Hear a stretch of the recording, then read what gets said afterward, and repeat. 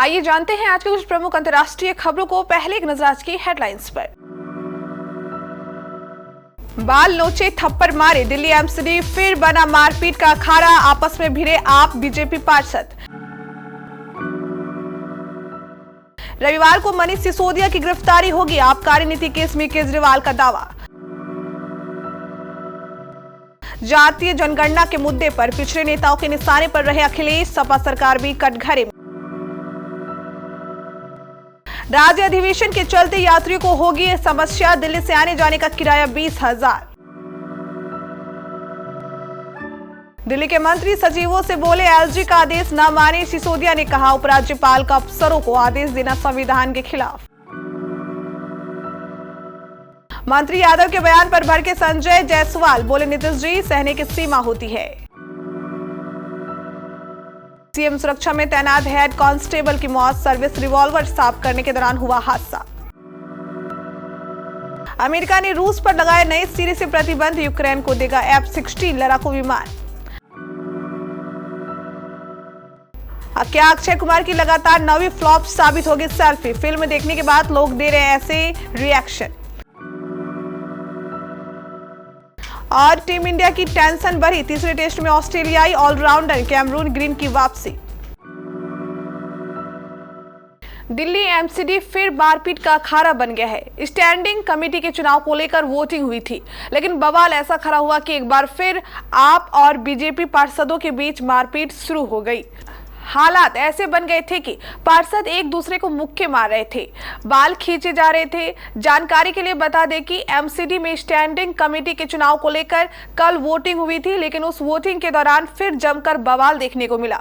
दोबारा काउंटिंग तक की मांग उठ गई थी। उस बीच एक बार फिर बीजेपी और आपके पार्षद आमने सामने आ गए और ये मारपीट का दौर शुरू हो गया। जो वीडियो सामने आ रहे हैं उनमें पार्षद एक दूसरे को लात घूंसे मार रहे हैं, महिला पार्षद भी आक्रामक दिखाई दे रही हैं।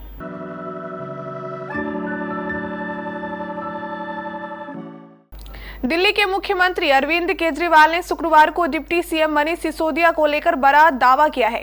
केजरीवाल का कहना है कि दिल्ली आबकारी नीति केस में सिसोदिया को गिरफ्तार किया जाएगा। केजरीवाल ने कहा डिप्टी सीएम मनीष सिसोदिया को दिल्ली शराब आबकारी नीति के संबंध में सीबीआई ने पूछताछ के लिए बुलाया है। हमारे सूत्रों ने पुष्टि की है कि सिसोदिया को केंद्रीय जांच ब्यूरो द्वारा रविवार को इस मामले में गिरफ्तार किया जाएगा। एक मीडिया रिपोर्ट के अनुसार आइडियाज ऑफ इंडिया शिखर सम्मेलन के दूसरे संस्करण में अरविंद केजरीवाल ने बातें कही। उन्होंने कहा सीबीआई ने मनीष सिसोदिया को पूछताछ के लिए बुलाया है। हमारे सूत्र कह रहे हैं कि उन्हें रविवार को गिरफ्तार किया जाएगा। ये बहुत दुखद है। दिल्ली के मुख्यमंत्री ने आगे कहा कि सीबीआई ने सिसोदिया के आवास पर छापा मारा और उनके बैंक लॉकरों की तलाशी ली, लेकिन कुछ नहीं मिला।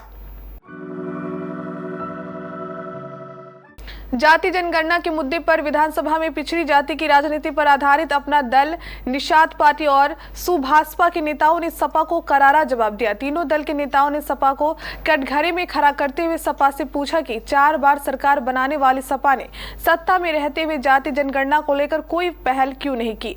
सरकार के सहयोगी दल अपना दल के नेता आशीष सिंह पटेल व निषाद पार्टी के अध्यक्ष डॉक्टर संजय निषाद के अलावा सुलेहदेव, भारतीय समाज पार्टी के अध्यक्ष ओम प्रकाश राजभर ने कहा कि सपा के लिए यह मुद्दा सिर्फ और सिर्फ राजनीतिक है, जबकि हमारे लिए एक भावनात्मक मुद्दा है।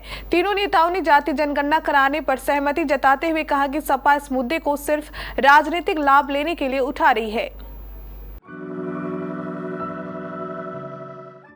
कांग्रेस के राष्ट्रीय अधिवेशन की जगह से रायपुर से दिल्ली और दिल्ली से रायपुर आने जाने का किराया 14,000 से 20,000 रुपए तक पहुंच गया है। ऐन समय में या एक दिन पहले टिकट बुक कराने पर किराया लगभग 3 गुना हो गया है।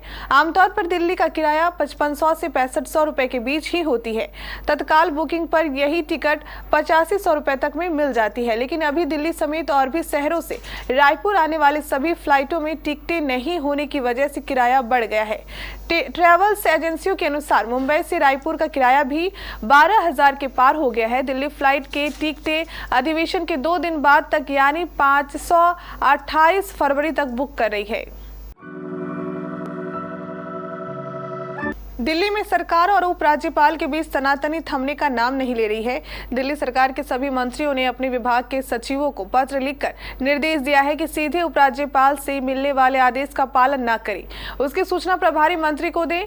ट्रांजैक्शन ऑफ बिजनेस रूल्स का सख्ती से पालन करने का आदेश दिया। दिल्ली के उप मुख्यमंत्री मनोज सिसोदिया ने कहा कि एलजी सीधे सचिवों को आदेश जारी करके टीबीआर और सुप्रीम कोर्ट के फैसले के नियम 49 और 50 का उल्लंघन कर रहे हैं। एलजी के ऐसे अवैध आदेशों का लागू करना टीबीआर के नियम 57 का उल्लंघन माना जाएगा। एलजी के विभागों को सीधे आदेश देना संविधान और सुप्रीम कोर्ट के निर्देशों का उल्लंघन है।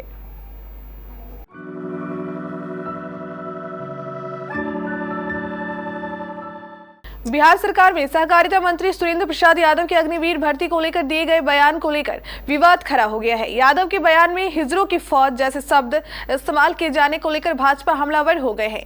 भाजपा के प्रदेश अध्यक्ष संजय जायसवाल ने शुक्रवार को अपने एक फेसबुक पोस्ट में मुख्यमंत्री नीतीश कुमार को खुली चिट्ठी लिखकर मंत्री सुरेंद्र प्रसाद यादव को बर्खास्त करने की मांग की है। उन्होंने कहा कि भारतीय सेना का अपमान न तो हम सहेंगे और न ही देश की जनता सहेगी।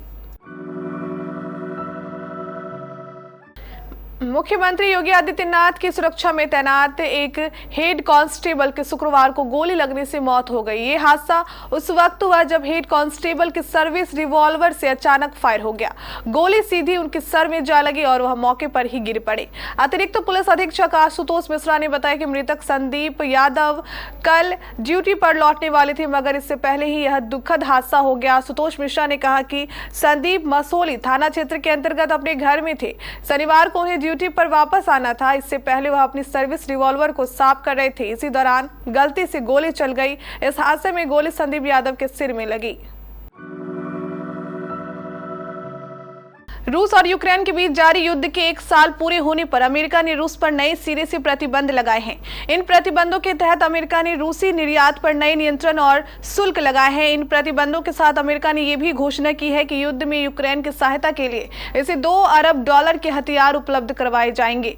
रूस के साथ जारी युद्ध में यूक्रेन की स्थिति को मजबूत करने के लिए अमेरिका ने यूक्रेन को F-16 लड़ाकू विमान देने का निर्णय लिया है। अमेरिकी राष्ट्रपति जो बाइडेन ने G7 नेताओं और यूक्रेन के राष्ट्रपति जेलेंस्की से इस पर भी चर्चा की, आगे यूक्रेन की कैसे सहायता की जाए। इन सब के अलावा अमेरिका यूक्रेन की ऊर्जा संरचना को मजबूत करने के लिए $25 करोड़ की सहायता देगा। मोल्दोवा को भी रूस पर ऊर्जा निर्भरता घटाने के लिए $30 करोड़ मिलेंगे। एक फैन ने अक्षय कुमार की एक सेल्फी देखने के बाद लिखा, इस फिल्म के लिए सिर्फ एक ही शब्द, डिजास्टर। दूसरे ने लिखा, अक्षय कुमार और इमरान हाशमी की फिल्म बोर और सामान्य है। एक फैन ने अपने ट्वीट में लिखा, वाहियात फिल्म। अन्य ने लिखा, सेल्फी बॉलीवुड की सबसे खराब फिल्मों में से एक है। इनके अलावा और भी कई सोशल मीडिया यूजर्स ने फिल्म को खराब बताया है। आपको बता दें कि फिल्म सेल्फी अगर सिनेमा घरों में फ्लॉप होती है तो वह अक्षय कुमार की 9वीं लगातार फ्लॉप होने वाली फिल्म होगी। भारतीय टीम ने अपने घर में खेली जा रही टेस्ट सीरीज में ऑस्ट्रेलिया को अब तक 4 खाने चित किया है। टीम इंडिया ने 4 टेस्ट मैचों के सीरीज के शुरुआती 2 मुकाबलों में शानदार जीत दर्ज की है। अब दोनों टीमों के बीच सीरीज का तीसरा मैच इंदौर में 1 मार्च से खेला जाना है, मगर इस तीसरे मुकाबले से पहले भारतीय टीम की थोड़ी टेंशन बढ़ गई है। दरअसल कंगारू टीम के star allrounder Cameron Green fit हो गए हैं और अब उनके तीसरे टेस्ट में खेलने की पूरी उम्मीद है। कैमरून बैटिंग और बॉलिंग दोनों ही डिपार्टमेंट में टीम को मजबूती प्रदान करते हैं।